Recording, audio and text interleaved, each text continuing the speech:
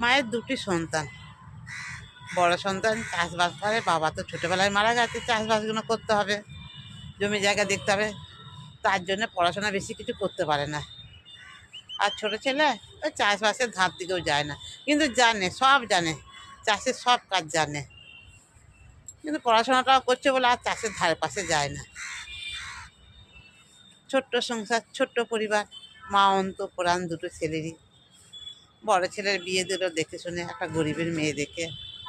আর ছোট ছেলে চাকরি করতে করতে প্রেম করে বিয়ে করলো।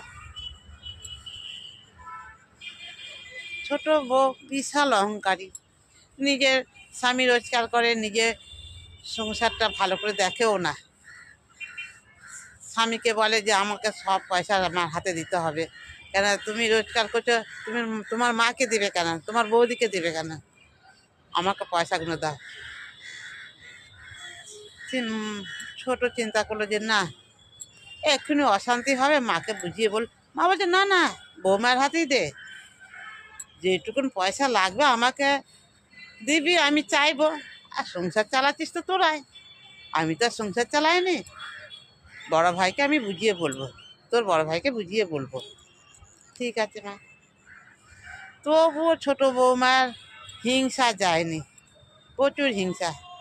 বড় ভাই যখন মাঠে চাষ করে আসে, অনেকটা করে ভাত খায়, মুড়ি খায়, ছোট বউয়ের খায় দেখেও হিংসা। আমার স্বামী একটুখানি খায়, দেখো ও কত ভাত মুড়ি খাচ্ছে, সে যে মাঠে চাষ করে খায়।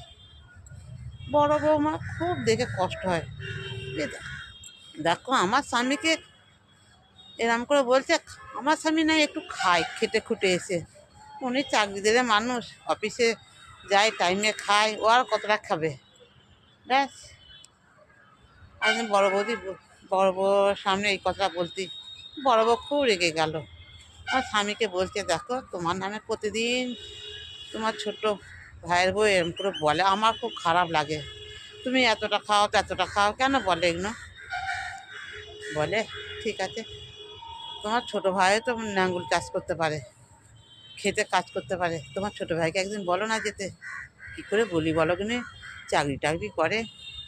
কেন, তুমি একটা কথা বলতে পারবে না যে আমার আজকে শরীর খারাপ, নাঙ্গল নিয়ে যেতেই হবে, জলটা করতেই হবে, না এলে চাষ লাগাতে পারবো না।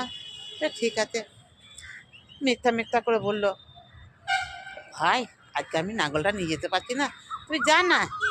ঠিক আছে দাদা, আমি যাচ্ছি, আজকে তো রবিবার, আজকে স্কুলটাও খোলা নেই। ব্যাস, নাঙ্গল নিয়ে ছোট ভাই